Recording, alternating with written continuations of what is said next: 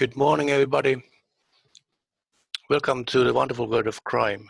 In this seminar, we will discuss criminal activities that are known as predatory journals or publishers, and we will learn how to distinguish those bad publishers or journals from the good ones, bona fide, proper scientific journals.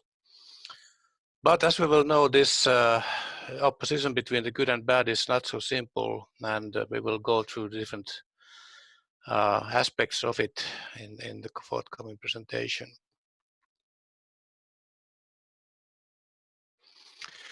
I should wear a mask, but unfortunately it would affect my voice, so I will just use no other props than this microphone. So let's start.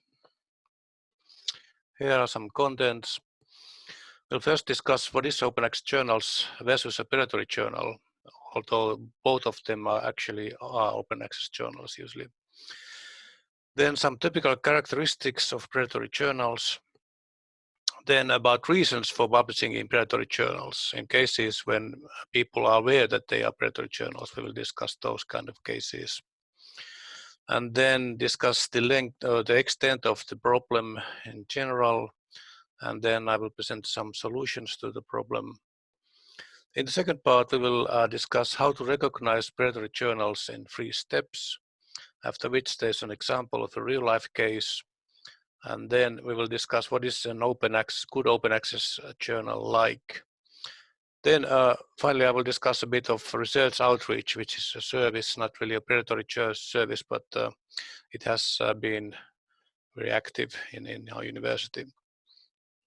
So let's start from this opposition between open access journals and predatory journals. You are probably aware of open access journals in general. There are it's a journal in the internet where all the content is available for free to readers. So they are immediately available, not behind a paywall or any kind of embargo or whatever. So they are immediately available for you to download and read the content of these journals. However, of course, some people think that this open access publishing is free or cheap. It's not really, because it demands a lot of work, and editing, peer reviewing, all of these things require a lot of work for several people, and also several characteristics of open access journals, such as persistent identifiers, licenses, and so on. So there's a lot of work to do, and getting a website or a server and so on. So it's not free. So that is why many of the open access journals, which are free for authors, are funded by scientific societies or institutions, such as our editory service, which is provided by the University of Helsinki Library. So, and for these reasons, those open access publishers who are not backed up by some institution or society usually require article processing charges. So they will ask you a certain amount of money for publishing your article. However, there are a lot of those totally free open access journals, up to 3 or 4, 3/4, so about 75% are free to authors. In short, a good open access journal is everything that the predatory journal is not. So we will come to the characteristics of predatory journals in next. A predatory journal is an open access journal where the purpose is to make money. Therefore, they always ask APC charges from authors. You always have to pay in order to publish in these journals. They're also very active in promoting their services. You get a lot of email spam from them. And they are in general very, very keen to sell their services to you. The predatory journals do not care for quality or the article of which APC charge is paid. So they don't really care if it's published or at all. It happens that they will get you to pay for the publication, but then the publication never comes out. So in a word, they are swindlers. They are just criminal selling something that they don't really take care of in many cases. Or if they publish those articles, they are not professionally edited or peer-reviewed.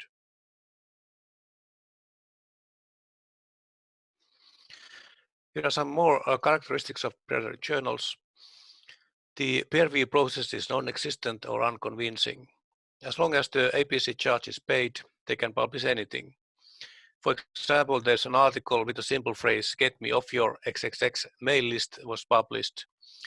And this is a real-life case.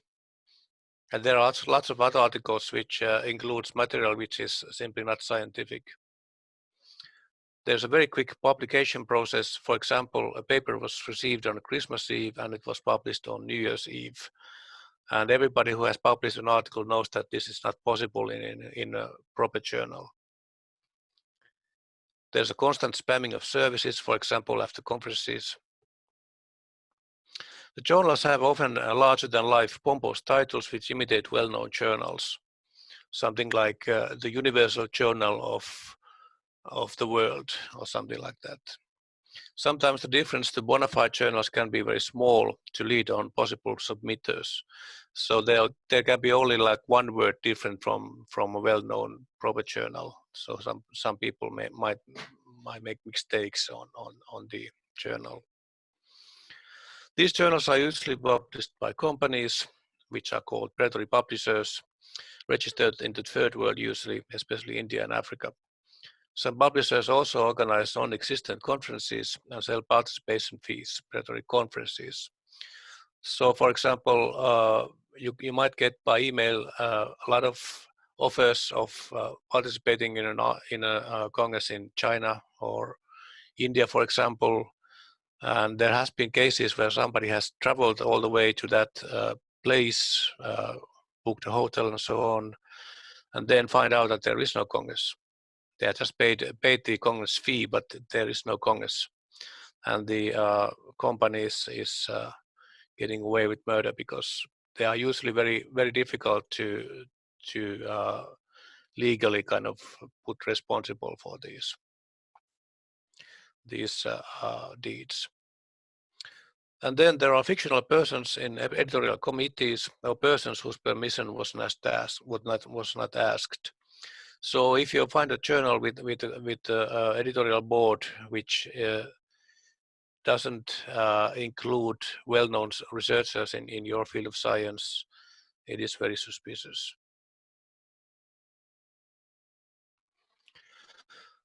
But there are some reasons for publishing in predatory journals. So there is a well-known phenomenon that people who know that these are predatory publishers publish in these journals. So they are called vanity journals or vanity publishing. Publications are simply needed for CVs. For these authors, predatory journals are a service from where you can buy publications, no questions asked.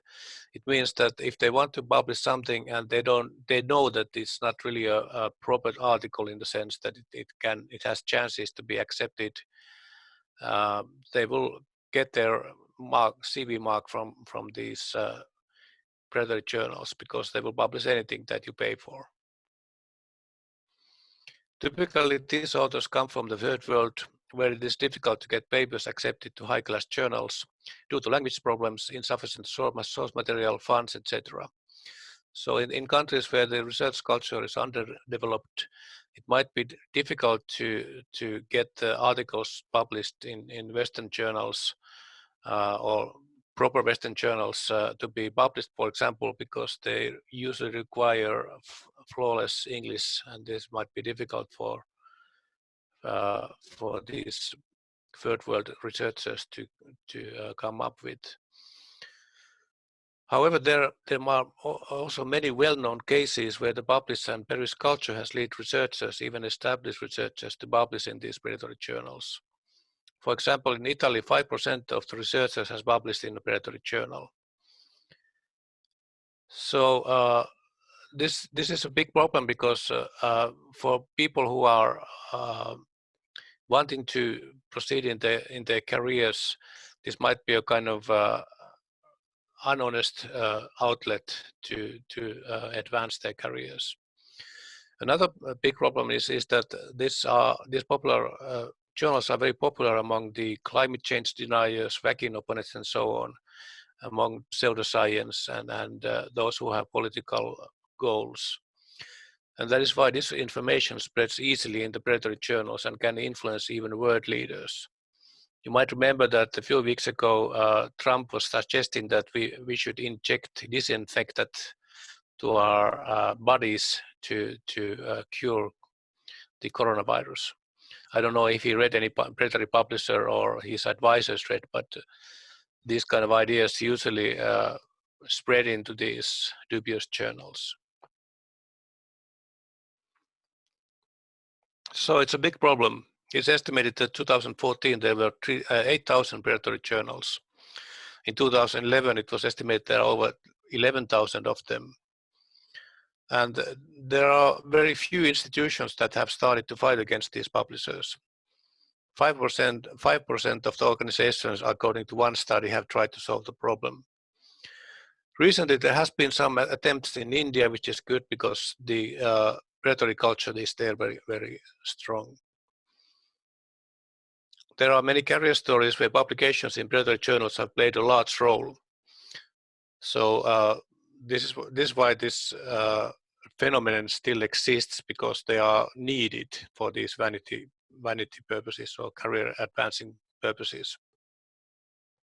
However, you should remember that in our country and in kind of our research culture, publishing in these predatory journals is harmful because people usually recognize them or have heard about them.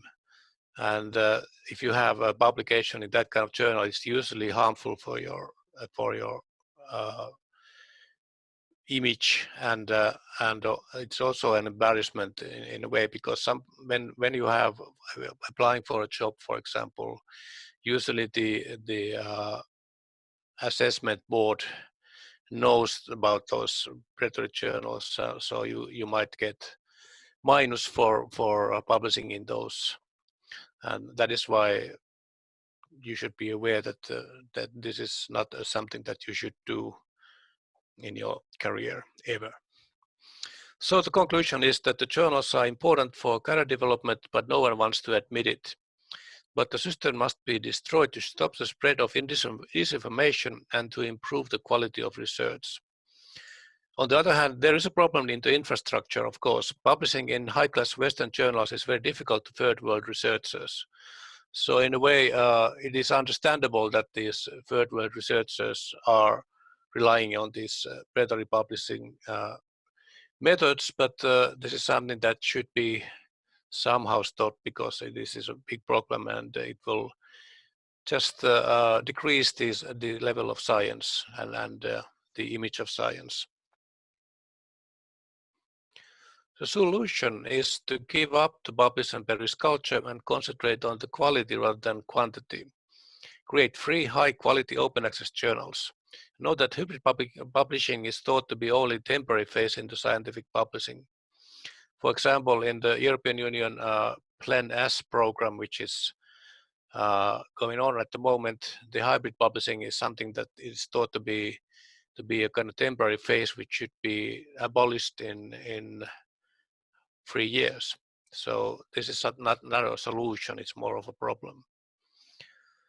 Another more practical solution: spread the word and learn to recognize the dubious publishing channels. The more that these channels are known and these methods of recognizing them are known, the less people are publishing in them, because it is harmful for the image, and also usually they don't want to do that if they know that this is a dubious publishing channel. And of course, be honest, don't publish in these journals and make others be honest as well, because when you tell somebody who is planning to publish in these journals that they are dubious channels, they usually think twice before they do it. Of course, this is these are two simple solutions in a way, because they are very difficult to achieve, but this is what I think is the only way to abolish the problem. Next, we will go to recognizing the predatory journals or publishers. There are a lot of these different details in here, so I advise that you will download these slides from the Zenodo in the link that is given. So you might keep these as a kind of list for future use. The golden rule, if there's one rule that is useful for recognizing the predatory publishers, is that if the service is free, it is not predatory. They always want your money. So if they offer publishing your article for free, you should make sure that it is really free, because very often it's in small print.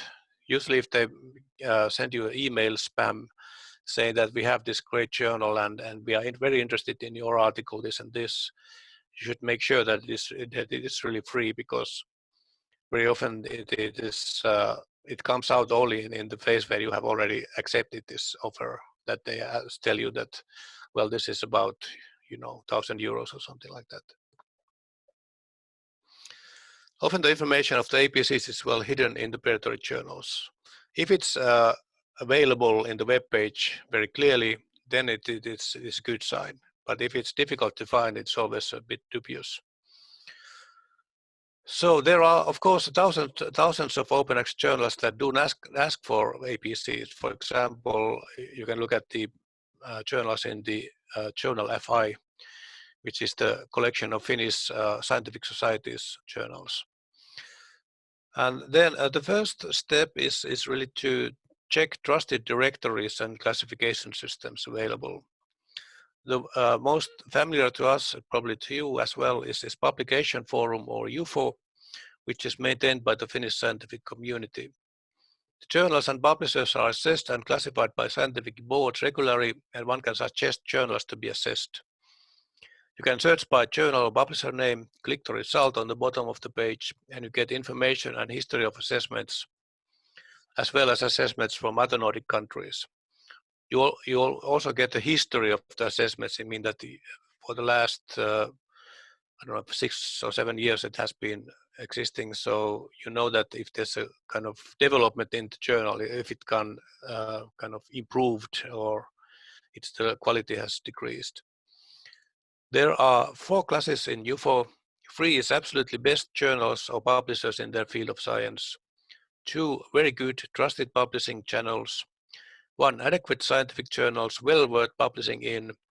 And 0, which is a kind of all the rest. So it includes low quality journals, non-scientific or popular journals like Tieteessä tapahtuu, like professional journals, and predatory journals or publishers. So unfortunately, there is no single class for predatory journals or publishers, which would be good, but because these are sometimes very difficult to prove that they are predatory, so this has been the case that they are probable publishers, predatory publishers or journals that are in this class. For example, many of the open access journals are fairly new, and this is why they are often in the class 0, because they are not established themselves.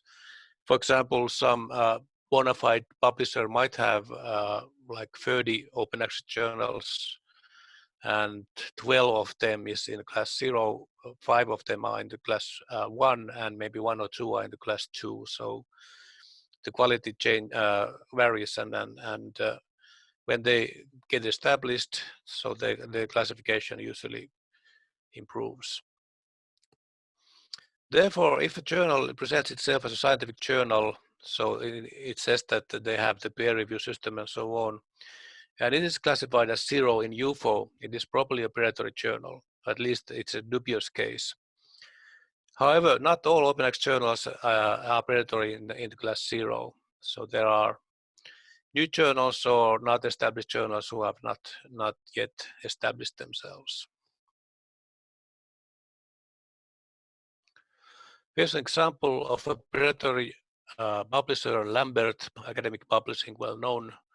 And here's a UFO picture of UFO classification. You can see that the evaluation history is consistently 0, which makes it very dubious, for example, because it's a publisher. So if a publisher is classified as 0, it is either a non-scientific publisher or a predatory publisher. If a journal is 0, it's kind of less fatal because they might not it can be a fairly new journal, for example. And here's another example from the University of Helsinki, a real life case. An ABC charge was paid to a journal, the Journal of Education and Human Development, but the article was never published. The researcher in question remembered that this journal used to be at OK, so he remembered that he heard the name and somebody he knew was published in this journal. But it has, because the situation changes all the time, the level has decreased. So it used to be in 2001 to 2014 in the UFO in the class 1, but then it decreased into class 0, and it has been 0 many years. So this is a clear sign that the journal quality has decreased, and in this case it really was a predatory journal. So if this development has gone downwards, so it's very dubious. If it's gone upwards, it is normal. But of course, these are single cases. There are thousands of these journals, and you have to consider each by each. So there's no general rule, but this is a kind of dubious sign. Okay, then there are other directories. One is DOI, Directory of Open Access Journals. And they have a very strict requirements. So if the journal is in this directory, it should be all right. But for the same reason, not all the all right journals are in this directory, because it is a tough work to get into that. They have very strict requirements. For example, that is why most of the FI journals are not there. And you can find this information of the DOI membership in the UFO as well, when you look at the information there. Another one is OASPA, which is Open Access Scholarly Publishers Association. So if the publisher that publishes the journal is a member of this association, their journal should be all right, because they also have very strict requirements. And then you might know metrics databases, Web of Science, WOS or Scopus, and these are very selective in their work. So if the journal is involved in these metrics databases, they should be all right. Then there's a Cabell's blacklist and Cabell's whitelists. These are commercial lists of predatory journals and bona fide journals. The blacklist is for predatory journals and the whitelist is for bona fide journals. Unfortunately, they are very expensive, and that is why the library hasn't been able to afford to get them. But it is actually in use in UFO, so the information is taken into account there. But hopefully there is a national consortium, FinELIP, which might acquire them in the future at some point. So hopefully we'll get them at some point. But actually these are not found to be 100% trustworthy, because this situation changes almost daily. So there actually cannot really be a list that is 100% trustworthy all the time. But these are found to be useful in many cases. Then there was a Beals list, which is an American librarian's list of suspicious journals. But his employer got a lot of lawsuits and other quarrels, so it was removed from the web. There are some versions that it still exists, but as the journal situation changes all the time, the list is now dated. So if you find one, you can use it, but I would advise a bit of criticism against it. So you might use it, but be critical of using it. Okay, so here are the list, directories available, which are the kind of first thing to go to. There are, of course, a lot of journals which are not in these directories. For example, in the DOI, it doesn't include all the journals. It also only includes those journals which have which have applied for the membership. So if you find some journal or publisher that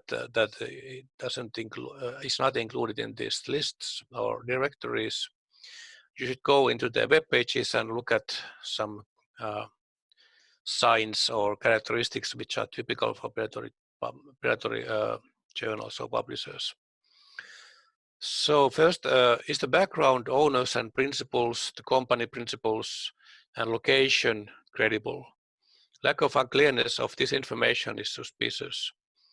So if you can't find the address of the publisher, for example, or the journal content information, then it's very dubious. Most predatory journals are registered to India or Africa. Sorry, but of course I don't want to suggest that all those registered to India or Africa are predatory journals or publishers. Then is the language and general professional editing in the journal credible? Compare email spam. The predatory journals are scientific spam, so to speak. So if you get a lot of offers from a certain journal, then it's dubious because usually journals don't ask for articles by email. They are waiting for your submissions. So whatever offers you might get of conferences, journal articles, any kind of offers that you feel that this is not kind of personal, rather it's more like in a way published on something that you based on something that somebody can find from the internet it's a bit dubious.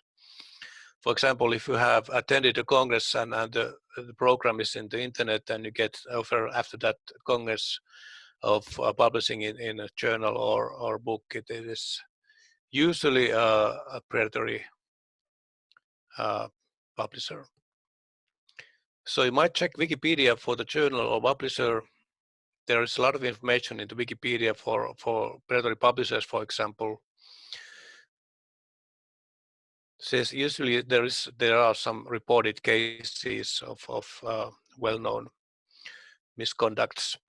For example, in the well-known predatory journals, there has been articles which include articles like how to cure the cancer by eating oranges or something like that. So you can look at the publisher at the Wikipedia and see if there's some useful information. Then the editorial board, is it credible? Is it large enough? Are they real people? Are they known scientists? There might be like one scientist you have heard of, and then others are totally unknown persons. That might be, for example, a bad sign, because usually the editorial board include a lot of well-known scientists in the field of science. If there are impact factors which are presented in the web page of the journal publisher, check whether they are real or fiction. You can check them from the Web of Science or Scopus, for example. They are very often just fiction. Is the peer review process presented clearly in the website? Is the length of the publishing process credible? So if they say that they will be very quick and publish your article in 2 weeks, you might just forget about it, because that is not simply possible.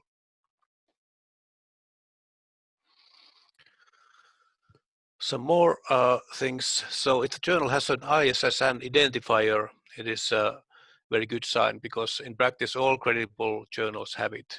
If the journal doesn't have this, it's a very bad sign. Are the APC's charges presented clearly, and are they credible? If they are very low charges, it is suspicious. If somebody asks for 100 euros for an article, for example, it's usually usually the price is much higher. If the publisher has a lot of journals, take a closer look at the flagship journals mentioned, and you might find them to be proper journals, and then some of the other journals might be much less quality. But you might, if there's a lot of journals, you might take one or two just to look through and consider whether they are bona fide or they are dubious journals. And you can also take a look at the previous issues of the journal. Are the articles credible in your field of science or in sync with their titles? Sometimes the title can be very different from the content. So there might be a good looking title and the content might be just total bullshit. Then you can search the journal publisher from Google, Quora, ResearchGate, and Twitter, from social media services in general, and browse discussions. For example, in Twitter, bad reputation spreads very rapidly. So there are usually discussions of certain publishers or journals. But do not believe only one person's opinion, and know that predators have their own tweets where the journals are presented in positive light. So you should be very critical on these discussions and take a kind of large enough data to base your analysis on.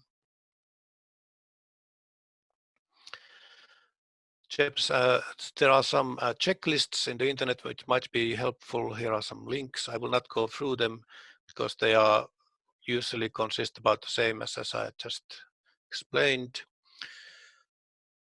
Here is some other predatory publishers well known: Omics from India, Paset from Turkey, Science PG, American Research Institute for Policy Development, and so on.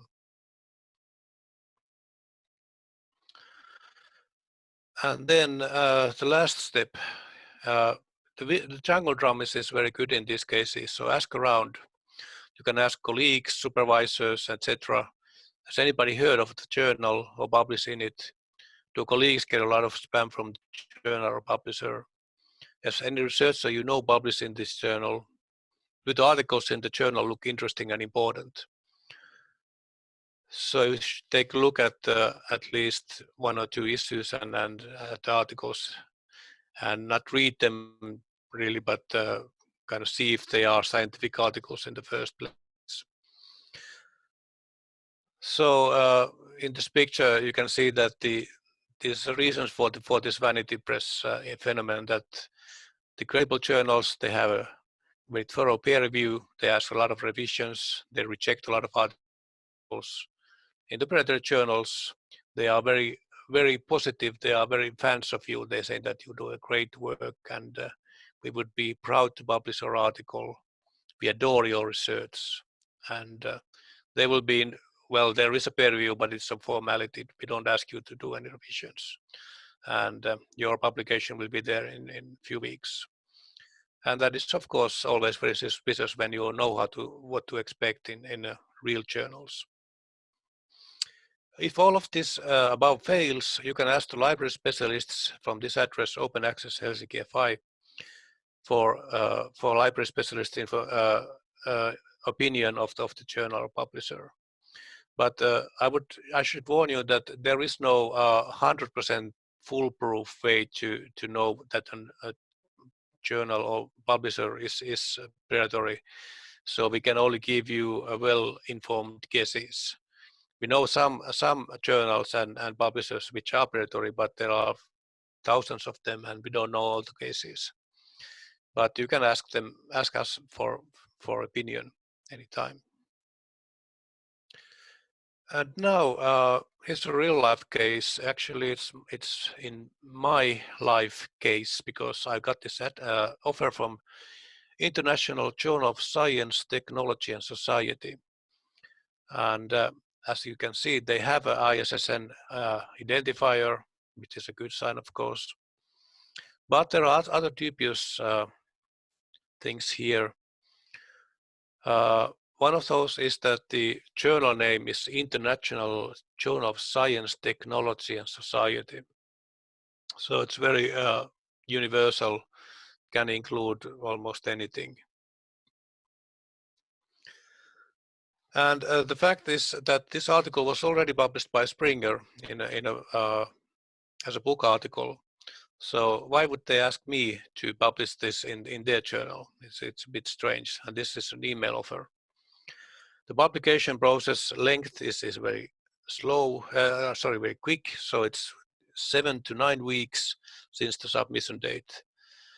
Usually the peer reviewing process takes at least 9 weeks. So this is not very believable length for a process. And they say that more than 3 peer reviewers from around the world will carefully review each submitted article. It's not very believable. Usually it's difficult to get even 2 reviewers, and the peer reviewer is more of an exception than a rule in most cases. Immediate feedback and so on. This sounds just simply just too good to be true. Let us look at some closer things here. If you look at the DOI, you can find that it is not a member of DOI. In publication forum UFO, the level is consistently 0, which of course is a bad sign. The editor board includes members from very different fields of science, mostly Asian researchers, some company representatives rather than university researchers. I did some random Googling that shows that they are real people, but they of course are not necessarily added with their consent. But these people might well be those who would like to just improve their CVs. And this is suspicious because you can look at the web page here in the right, so you can see that there's a lot of information of how to join as the lead guest editor and join editorial board and so on. So they are very keen to get people to join the editorial boards. And that is, of course, suspicious. Usually journals ask for them individually, not by advertisements, to have the editorial boards filled. So it's not very believable. For example, you can look at the tweet in the bottom of the page saying that this person has, this Twitter from Twitter, found a paper on dragonfly vision so interesting that they want me to be on the editorial board of American Journal of Traffic and Transportation and Engineering. So they are very keen to ask for by email to people to join in the editorial boards. And of course, this might happen in real journals as well, but when they are advertising those in the web pages, it's not a good sign. When you look at the Twitter information, you can find that there are some tweets where people are saying that just stop sending me emails telling that this paper I had, which was actually a book review, an old one, was drawn attention and interest from scholars. So the flattering culture is very typical for these predatory journals.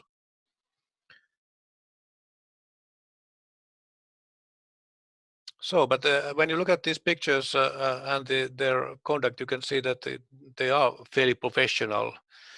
It's not very surprising that some people, especially in the countries where the research culture is not very developed, can regard these as believable or convincing publication channels.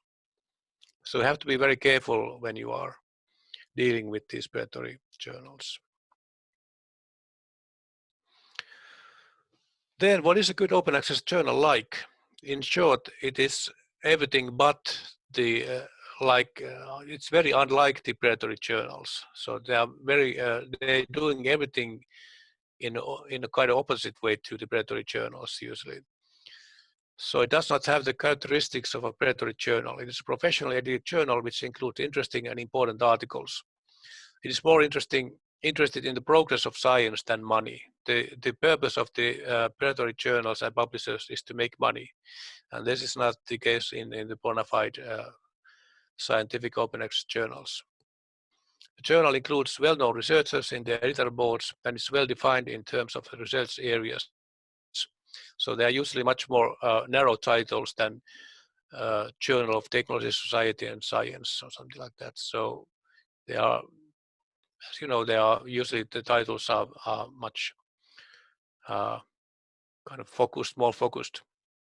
So they include articles by well-known scientists, and usually, well, not usually, but often good open access journals are published by scientific societies or institutions. So there's a background which he also uses, which also includes the funding of the journal. They are using Creative Commons licenses as well as persistent identifiers, just as DOI identifiers. These good journals are ranked 1 or better in publication forum. It is a member of DOI and the publisher of member of OASPA. But this OASPA is not very often the case, so this is not the universal rule. And the information is clearly presented in the web page. So simply these characteristics are typical for good open access journals. Finally, I will discuss a bit of a service called research outreach. The library has often been asked whether the company is a predatory publisher. Well, it's not. It's more of a increasing research visibility service. For a fee, they will create a professionally visualized and edited 4-page popularized version of your article, which has already published elsewhere, and distribute and market widely as open access articles. So they publish short versions of already published articles.